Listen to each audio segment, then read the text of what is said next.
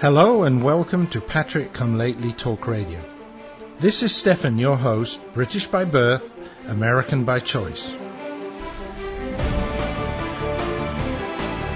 The Founding Fathers crafted some remarkable documents that led to the creation of a great country founded on liberty and self-reliance. I have lived in the Euro-socialist nightmare, and I'm doing what I can to return this country to the vision that the Founding Fathers gave us.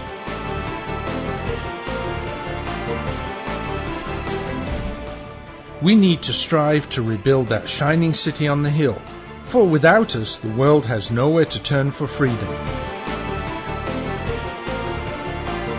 For the next hour, I will be presenting news, views, and guests that help keep the true spirit of America alive.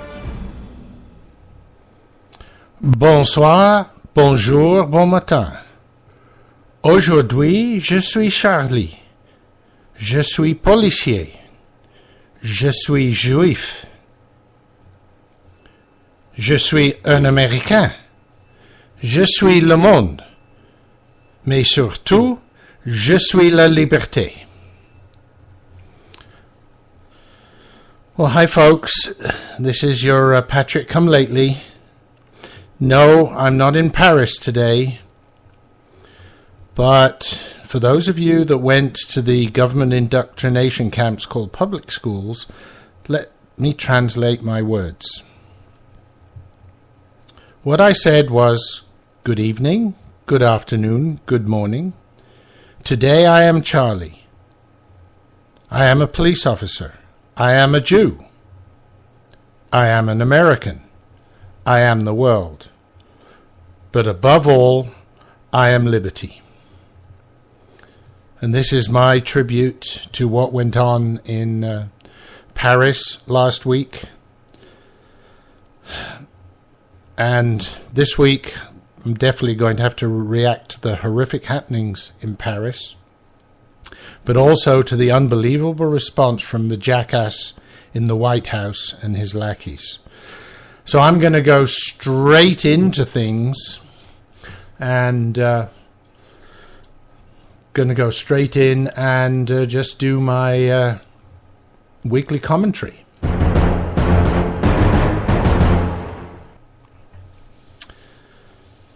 So first, Paris.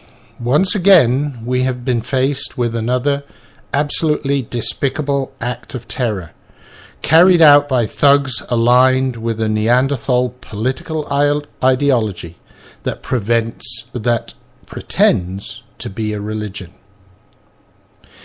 Anyone who says that it is a valid religion and should be granted the usual religious courtesies is living in cloud cuckoo land. And before any of you lefties get on your high horse and get your knickers in a twist, I'm not talking about the religion of Islam, but the perversion created by the Islamic extremists.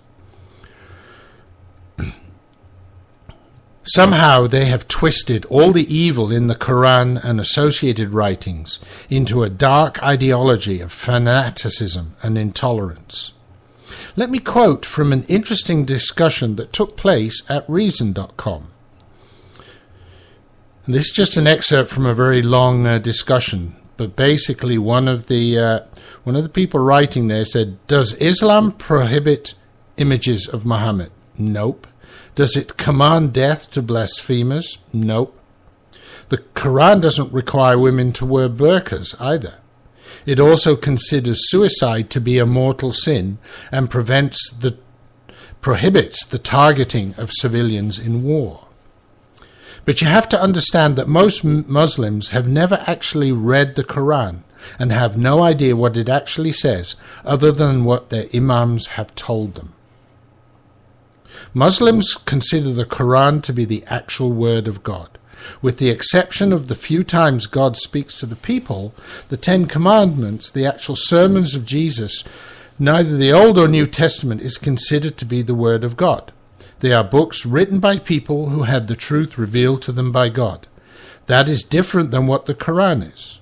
The Quran is to Muslims literally God telling Muhammad to get a pen and start writing. And for someone who was illiterate, pretty interesting. For this reason, it is illegal in many countries to translate the Quran from its original Arabic. Editorial note here. Technically, it's not illegal, but if you translate it and the court, which very often is a religious court, feels that you have made any kind of mistake in the translation, then you can be accused of apostasy. And guess what? That can mean a death sentence.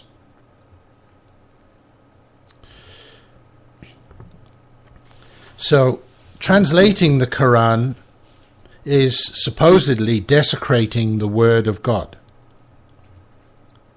The Quran is written, however, in a very archaic form of Arabic. Yeah, it was written in somewhere around the year 700. So, of course, it would be very archaic. No modern Arab speaker is going to be able to read it without training, and it is a completely foreign language to any non-Arab speaker.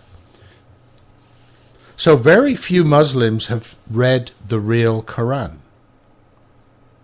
So how is it that self-professed Muslims end up killing themselves in suicide bombings and murdering people for drawing pictures of Muhammad? They do so because some idiot imam told them to. They have no clue what the Quran actually says.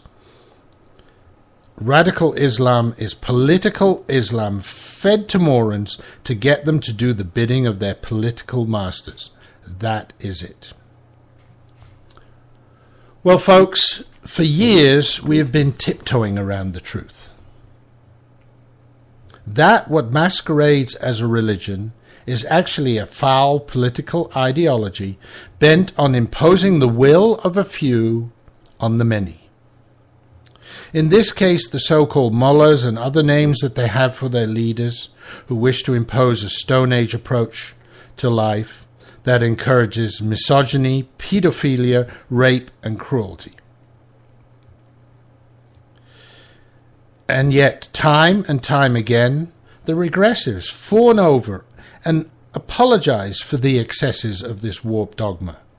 I cannot understand that a group that constantly fights for all sorts of civil rights turns a blind eye to the horrific acts visited upon women, children, gays, and criminals, all in the name of a bloodthirsty, megalomaniac pedophile who was a cultural imperialist of the worst kind.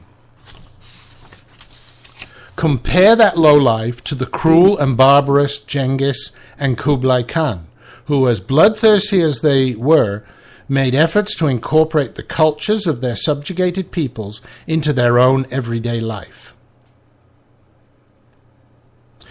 But let's get back to Paris. We see how twisted these thugs are, killing innocent civilians in a country where they know few people will be able to defend themselves. I heard somebody describe it as shooting fish in a barrel. Even most of the police do not carry firearms. And in case you say the editorial staff and cartoonists of Charlie Hebdo are not innocent, which is perhaps a debatable fact, what about the 4 people killed in the supermarket for nothing more than their religious affiliation?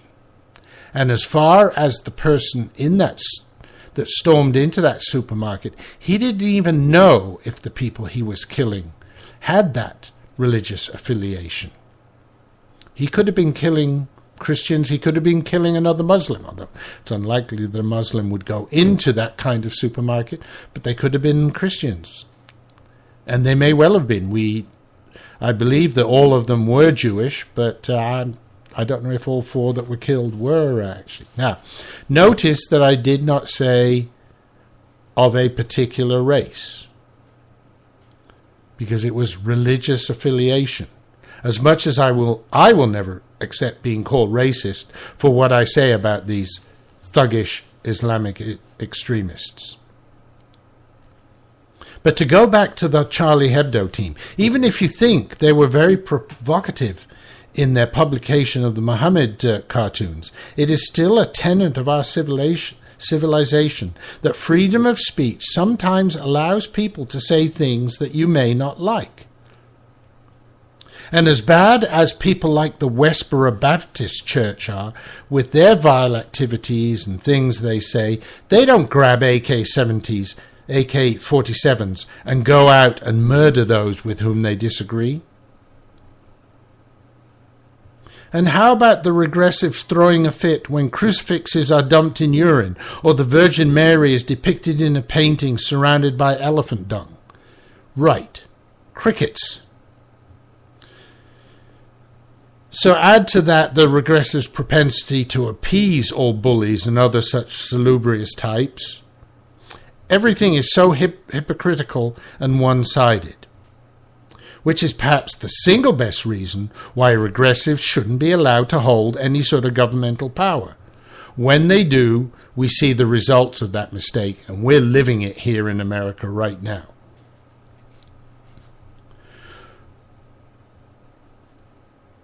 What happened in Paris was a reminder that we have to keep up our guard. There is a very fine line between invading our civil liberties and guarding our liberty. But we have to do that.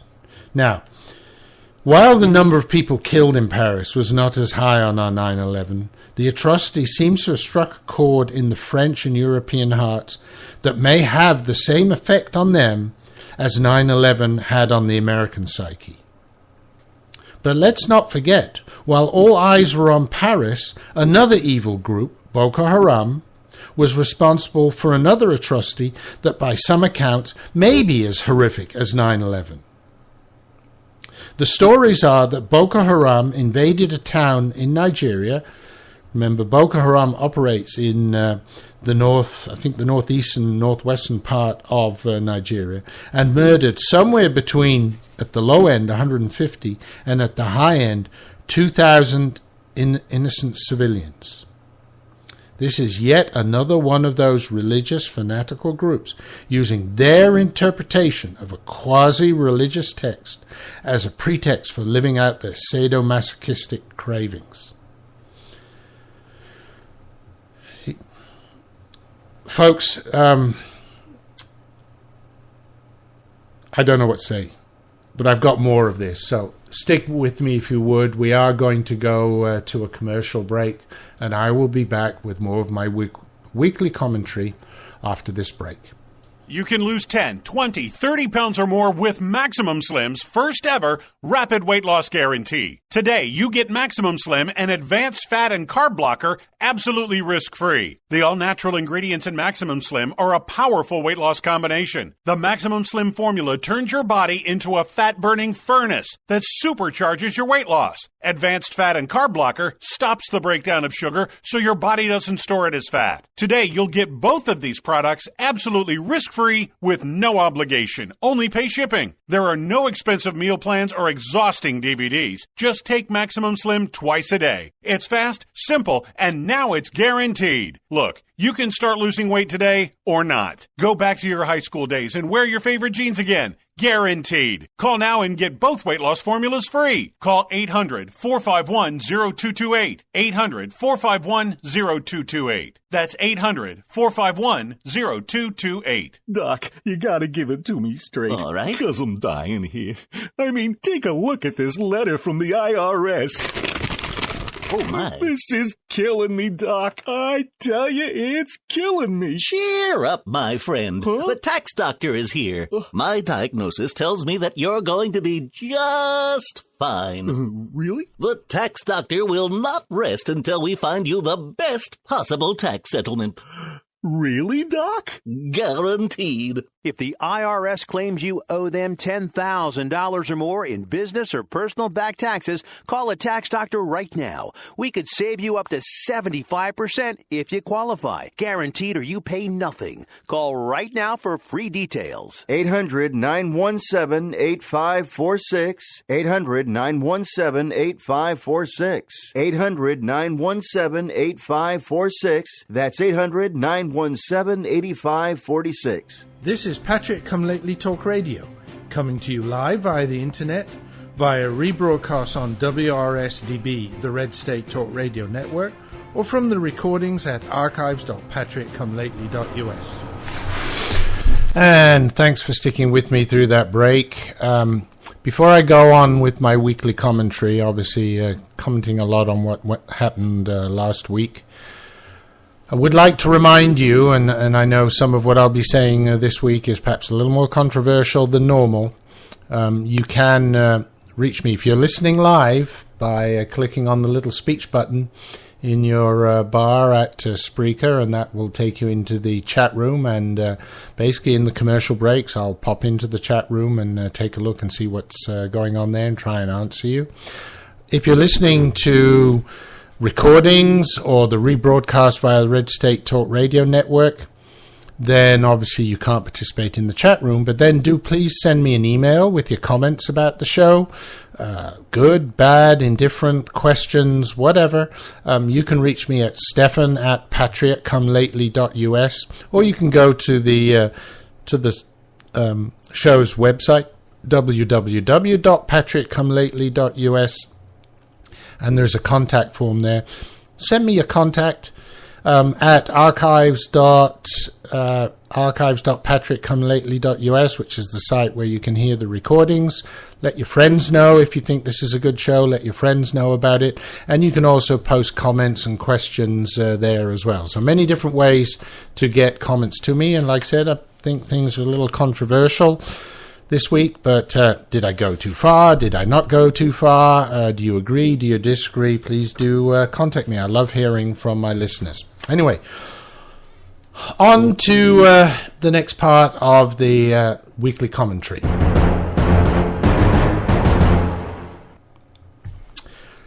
So Paris has struck a chord in the hearts of the French people and others around the world. We saw that much in the way that 9/11 affected us. So much so, in fact, that between 40 and 50 heads of state or equivalent high levels of government positions, prime ministers, etc., turned up for the Rally of Unity in Paris on Sunday.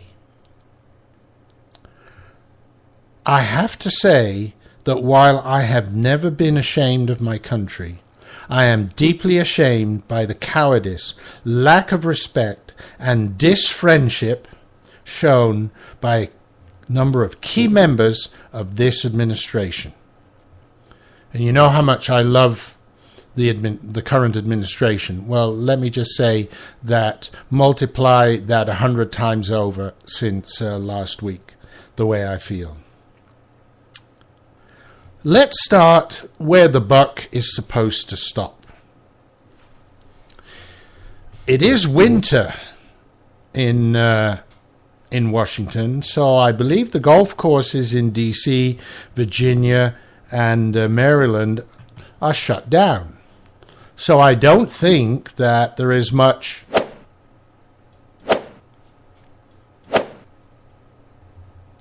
that King Barry is getting up to right now.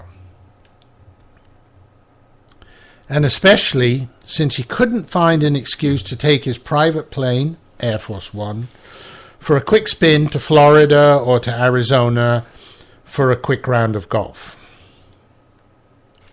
But I wonder, did his reluctance to go to Paris have anything to do with the college football games that weekend? Would he really be that crass? We still have not found out exactly what the turd was doing, other than he was most likely in the White House all weekend. Questions were asked, but the White House press secretary was very good at evading those. At one point, the argument was offered that his low-lifeness couldn't attend the Paris March because the Secret Service could not make the necessary arrangements for security at such short notice. That lie was blown out of the water by 3 torpedoes, at least 3 torpedoes. Here are the ones that I see. Firstly, because the Secret Service actually said they'd never been asked for advice on the topic. And So they sort of implicitly indicated that if he really wanted to go, he could have. After all, he's the commander-in-chief. He says, I want to be there. They have to make it happen. Secondly, the second torpedo is because the a-hole was able to travel to South Africa at the drop of a hat for the funeral of Nelson Mandela. And there were similar large crowd gatherings on the schedule. The difference is, perhaps, that in South Africa, no big expectation of terrorists. Of course, in Paris, terrorists. But given that we know that there are terrorist cells in Paris, but if such people who would also be in danger, such as the French President Hollande, Angela Merkel of Germany, David Cameron of the UK, Benjamin Netanyahu of Israel, and many, many others were brave enough to walk there, it just shows me what a namby-pamby, wussy girl man our resident of the White House really is. And you know what? This is what I think America thinks of him. Exactly. He is such a coward that I have this suggestion for my listeners. Please try to find a white feather somewhere. Pull it out of a pillow if you have feather pillows. Maybe, I don't know, you've got friends who have birds which have white feathers. But try and find a white feather, put it in an envelope, and send it to 1600 Pennsylvania Avenue, Washington, D.C. Yes, that's right. The address of the Muslim-in-chief himself. The white feather is a traditional token that was presented or sent to someone guilty of an act of cowardice. A thing from the British Army days. I think there's even a movie of that name. So look it up. If we do that, and then perhaps tweet that you've sent something with the hashtag send a white feather to Obama, wouldn't that be a great thing to have that trending? And you can do that a hashtag in Twitter, but also today in Facebook. It would be good to see a lot of those happening. It would be great to have the White House inundated with white feathers. But anyway, the fact that he didn't go shows you how little regard the White House and its primary inhabitant have for decorum and respectful behavior, because they were able to send 3 senior aides to the funeral of a petty thief and thug. Yes, I'm talking about Michael Brown in Missouri, yet the highest level of American representation at the Paris March was the ambassador. The ambassador's not even a career State Department official, but someone who just paid the pig a lot of money to help him pervert our elections for his re-election. Oh, and John Kerry reminded us that the Assistant Vice Secretary of State or whatever, something like that, kindly offered up her Sunday to march in the Washington March that paralleled the Paris March. So that's all we had, an Assistant Vice Secretary of State or Assistant Secretary of State, whatever she was, in Washington, and a non-career diplomat in Paris, somebody who bought the position in Paris. Absolutely disgusting. So, if our cowardly king was shitting in his pants about going, why didn't they send Biden? Apparently he spent the whole weekend at his home in Delaware. It would have been an easy trip for him on Air Force Two to Paris and back. And to be honest, let's just suppose something bad had happened. That one of the terrorist cells had attacked the march. Even if something bad had happened, he's such an idiot, I don't think it'd be much of a loss. And of course, Princess Pelosi would have found a way to use such a terrible thing to turn the blame on the Republicans. Yes, Princess Pelosi try to do the same thing on the backs of the people killed in Paris, even as some of their funerals were taking place in Paris and Jerusalem. She did that today. Another disgusting, crass political statement, which puts Pelosi at about the same level as the earlier mentioned Westboro Baptist Church, don't you think? Okay, then we have John Kerry, the Francophile, someone who loves France, who would have loved a day or two in Paris. Admittedly, he was in the Far East, India and Pakistan by all accounts. But again, schedules could have been changed if the priorities were right. But obviously the priorities weren't. But for me, the second most egregious situation, after Khalif Hussein's wet pants escape, is the fact that Eric Holder was actually in Paris and left shortly before the march. Now, I was watching the march on Fox News Channel. They were broadcasting the video of the start of the march when all the heads of state and all the other dignitaries were gathering, and Fox News seemed to think that Holder would be participating. I was looking hard, couldn't see him anywhere. I thought perhaps because of an enthusiastic protection detail. Fox News was saying, well, he's probably not going to be on the front row because he's not a senior person. He's only a kind of a cabinet member, and not even perhaps the most important cabinet member. But next day, we found out that he was indeed not in the vanguard of that march, but a few hundred miles behind the front row when it started. Another coward, perhaps.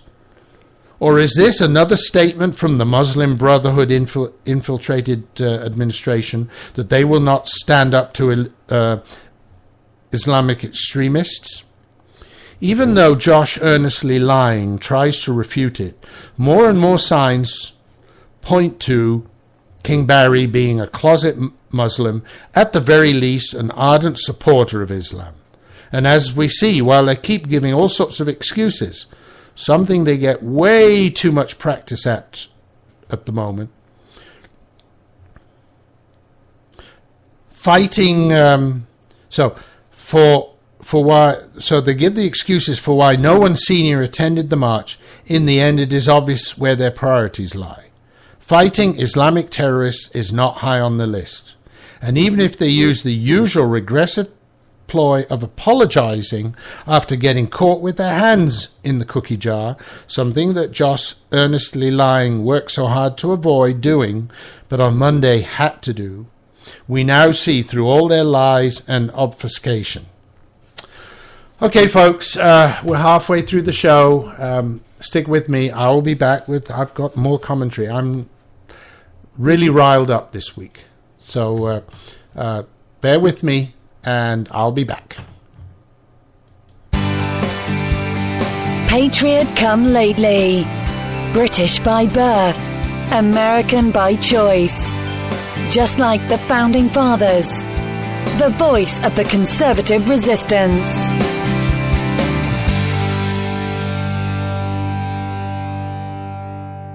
Every day, millions of Americans grow more concerned about the future of our great nation. The truth is, over the last century, a small but powerful collectivist movement known as progressivism has debased our politics, our culture, and our currency. We're just a small step from falling into 1,000 years of darkness, as Ronald Reagan warned. Friend, this is Pat Boone with an important free offer on a hot new book called The Great Withdrawal by Craig Smith and Lowell Ponte. This new book explains how we, the people, can end this fatal detour into big government and get back on the path of faith and freedom charted by our founders. Call now for a free copy of the hot new book called The Great Withdrawal. Call now for your free copy. 800-978-3901. 800-978-3901. 800-978-3901. That's 800-978-3901.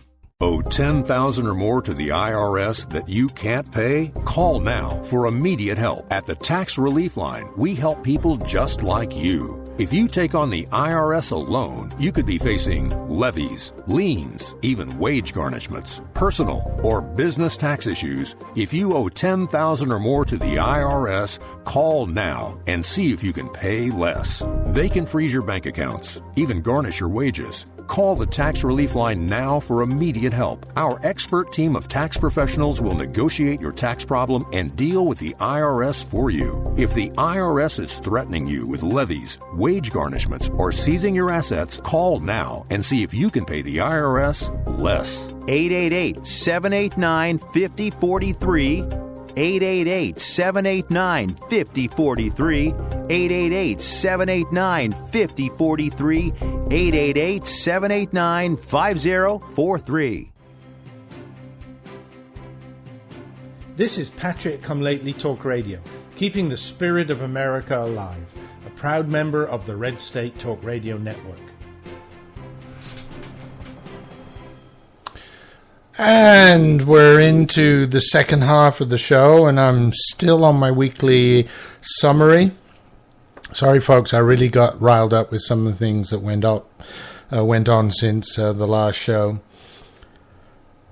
But I'm almost at the end, and I do have a little bit of time left, I believe, for a shortened retrospective, at least of sorts, and maybe even some quick news things before the end of the show. And don't forget, next week is episode 250, so I do have something a little bit special.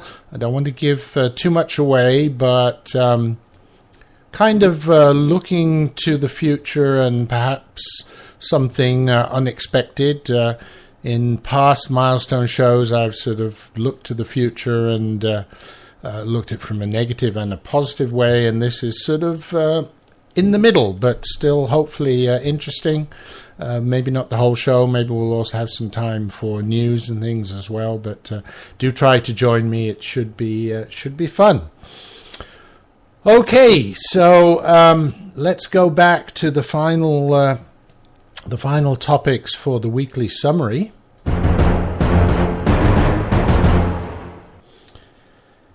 And I'd like to return to the head of the Department of Injustice. Yes, Eric Holder. Remember, while in Paris, he didn't have time to march, but he was able to appear on some of the Sunday TV shows. In a couple of them, he was asked about using the term radical Islamic extremist or Islamic extremist. And on both occasions, he danced around the question and refused to use the term or explain why the administration would not use it. As far as I'm concerned, more muzzy-loving there. But there was something worse. On one of the shows, we heard that the Department of Injustice is indeed planning to prosecute investigating a prosecution of General Petraeus for sharing secret documents with his lover. You may remember Petraeus was caught having an affair with a lady that worked for him in the field. Now, she was part of the army. She had a top secret clearance. So she had a top secret clearance. So technically she could have seen those documents. But technically he was wrong because he was not supposed to give it to her. And top secret documents are basically for eyes only. But let's look at what actually happened. He may have shared them with her, but no harm was done because she did not share anything with others. So little or no harm was done. Okay, he was wrong. But the general has already lost his job. He lost his family. He lost his face. Has he not suffered enough already?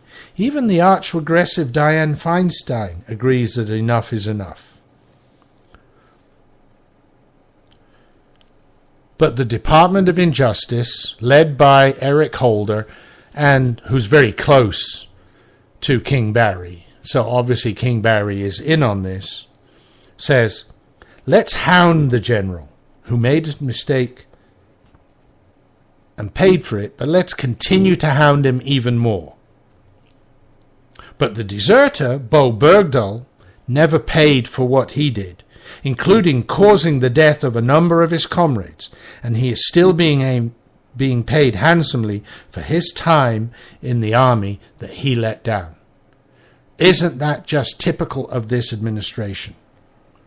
So, folks, now you see why I am so deeply ashamed of this administration.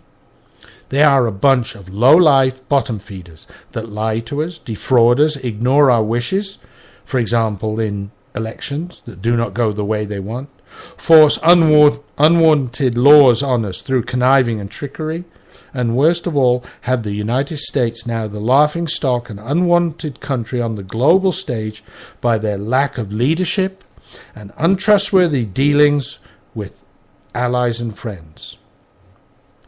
Folks, it's time for a change. The sooner, the better.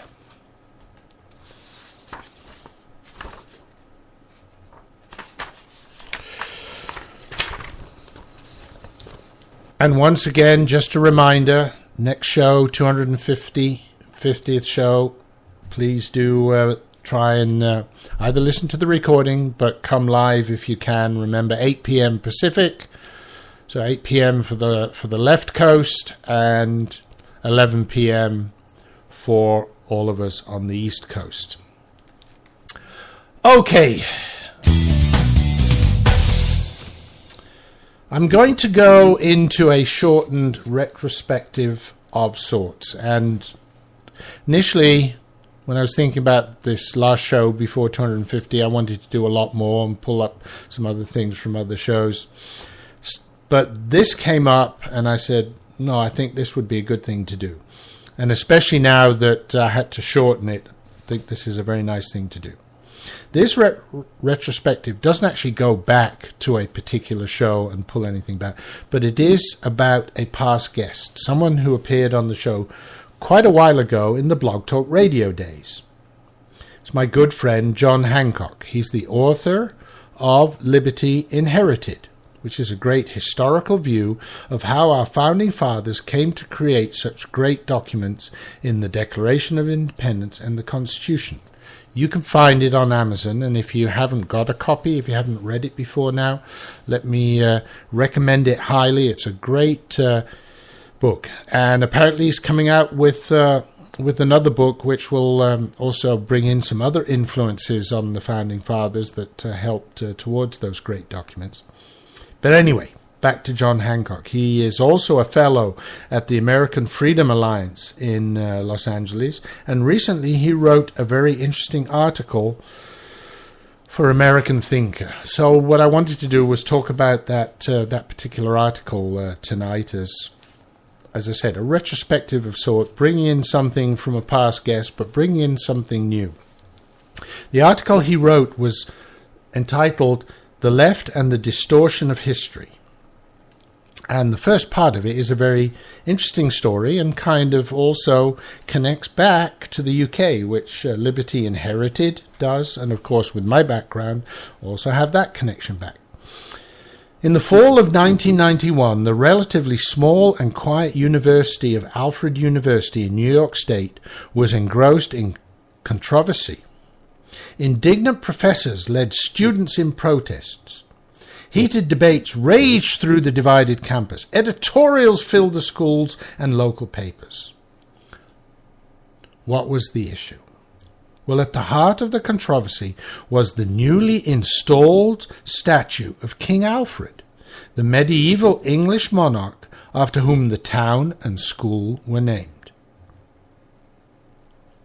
10 years prior, when the monument was commissioned, no one could foresee the controversy it would eventually cause. Yet its placement offended the sensibility of the university's history professors. Why would something like that do that? By the strong and negative reaction, one would think that Alfred must have been a tyrant, an oppressor of his people, a man deserving of the title Alfred the Terrible. Surprisingly, it is the opposite that is true. From 871 to 899, Alfred was the King of Wessex, one of the four kingdoms that would eventually become England. During his reign, he revived the tradition of learning that had died with the fall of the Roman Empire. He required all of his nobles to be literate, which is more than Muhammad was, and increased their education by translating the great Latin texts into English.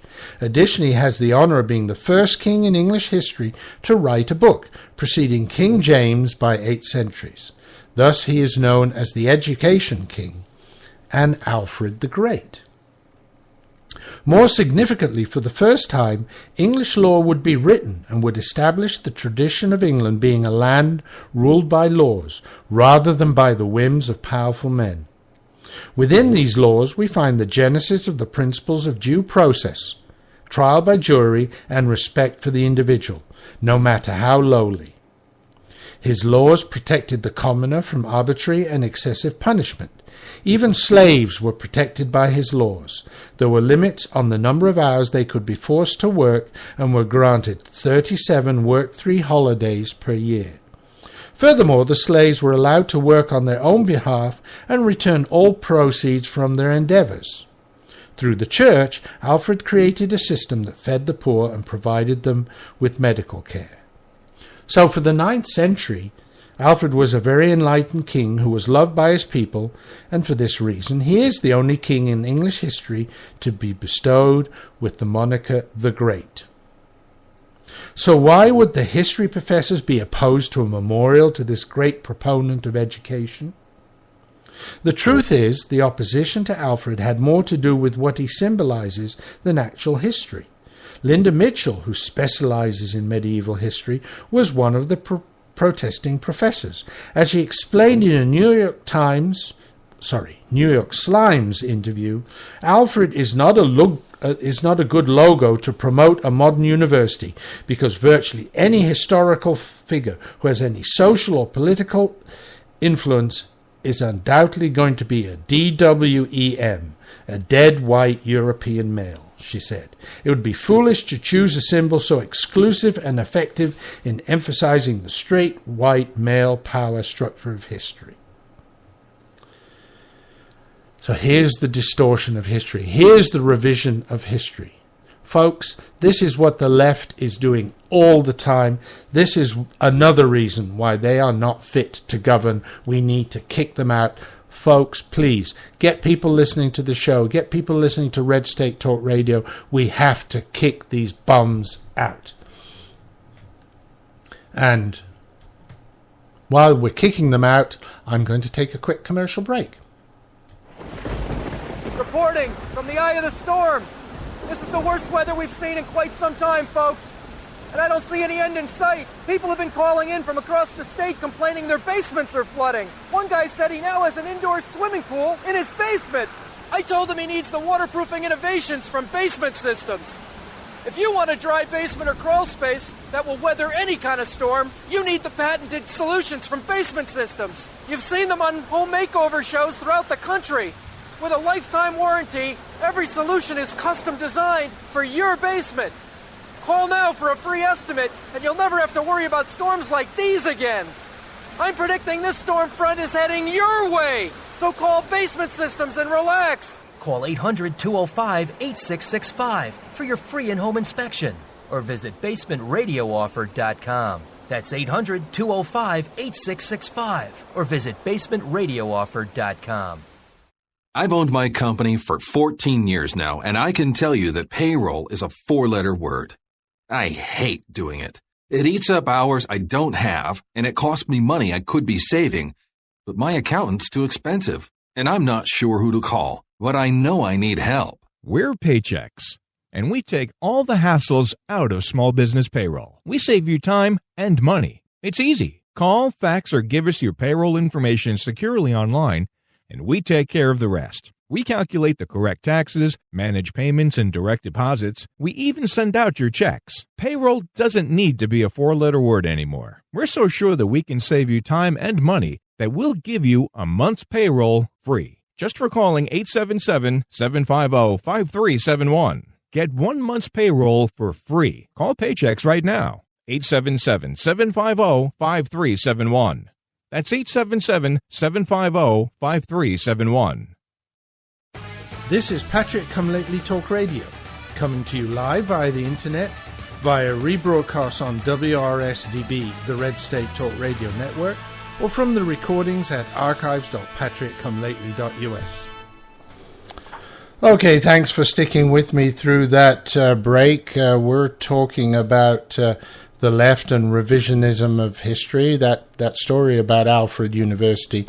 I mean, in a way, that's sickening. The fact that they would get so upset, I mean, it just shows how warped liberal minds are. Michael Savage once wrote a book called Liberalism is a Disease, and I think he's 100% correct in that. But it gets worse. In the mid-1970s, a young but brilliant Alan Macfarlane had just finished earning a master's degree in history from Oxford and a doctorate degree in anthropology from London University. As he was studying anthropology, he realized that the history he had learned at Oxford had very little anthropological and historical evidence to support it. As a project, he set out to correct that deficiency by using anthropological methods. What he discovered is that the anthropological data did not support the revisionist history that was being taught. In fact, it ran completely contrary to it. Editorial note here. Think about Common Core, where they totally ignore the Founding Fathers and paint them as terrorists or as slave owners and basically as bad guys. And yet I heard at a Tea Party meeting last night, and shout out to the Tea Party Alliance of Forsyth County for a great meeting. Where was it? Oh, yeah, that Common Core, that one of the school children, so one of the parents was talking about their child had to do a project on Cesar Chavez. Yes, the community organizer in California, right? That gets a lot more emphasis than the Founding Fathers. No wonder this country's all screwed up. Anyway, back to John Hancock. So Macfarlane had a dilemma. How could his research on anthropological basis be contradictory to the history he'd learned at Oxford?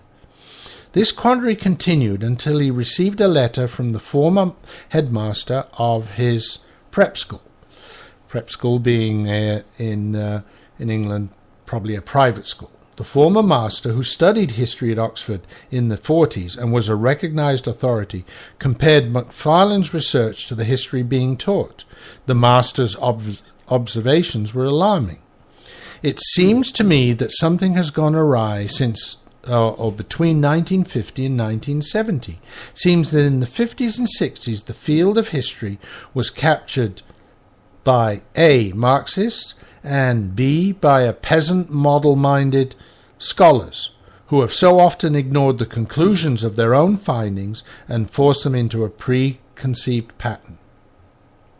The master went on to explain that Macfarlane had actually rediscovered history that was common knowledge up until the 50s or 60s, when it was replaced by the revisionism that attempts to show that Western, aka European civilization, as oppressive and exploitive.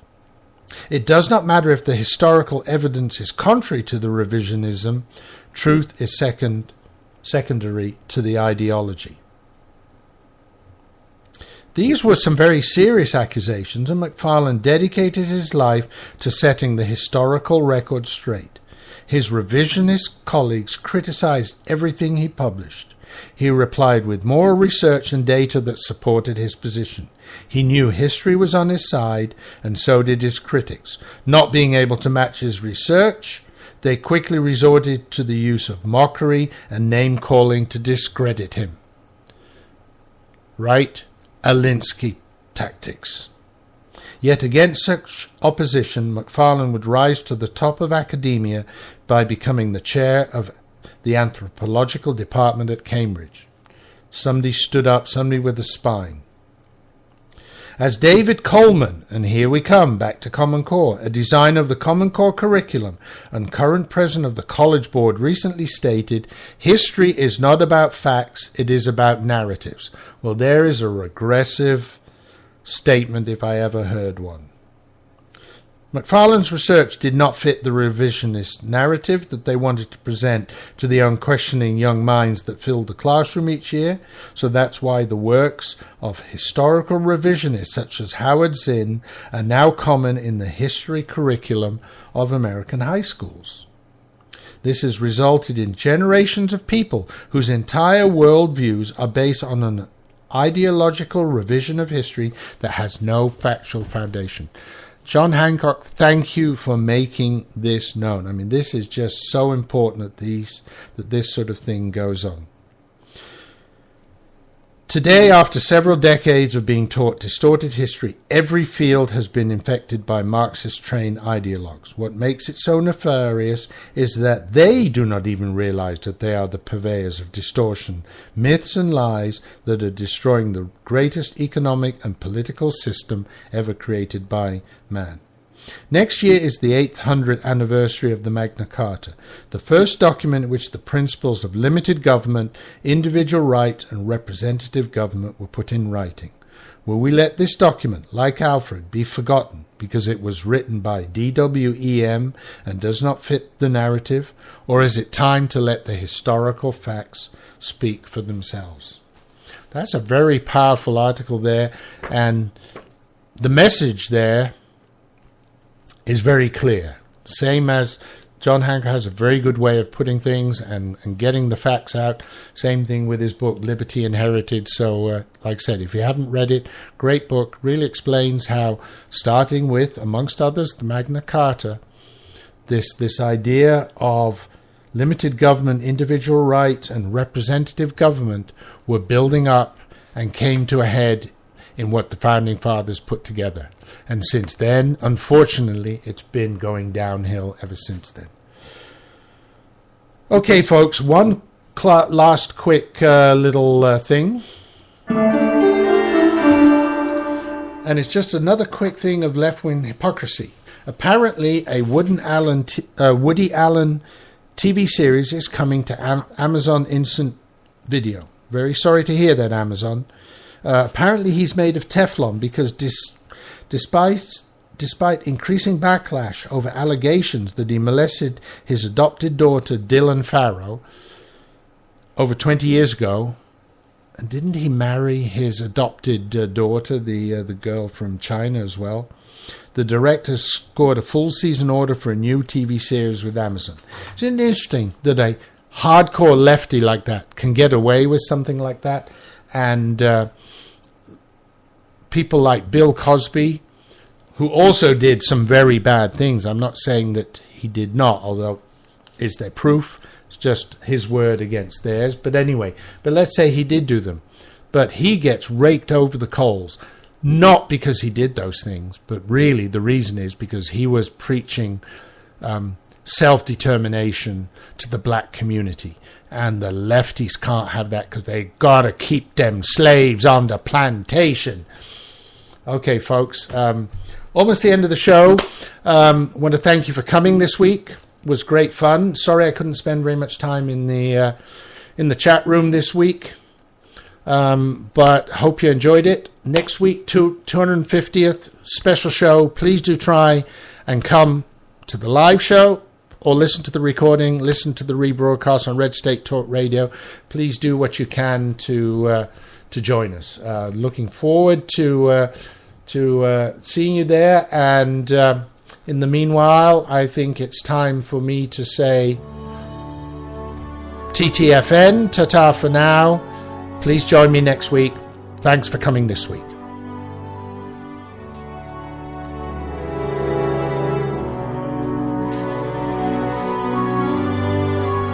Thank you for listening to this edition of the Patriot Come Lately Show. Please take what you have learned and share it with friends and family. Better still, tell them about the show so they can listen too. Remember to support the advertisers on the show. It helps keep this show on the air, and I thank you for that. I'm looking forward to joining you on the next show. Until then, keep spreading our message. Goodbye and God bless America.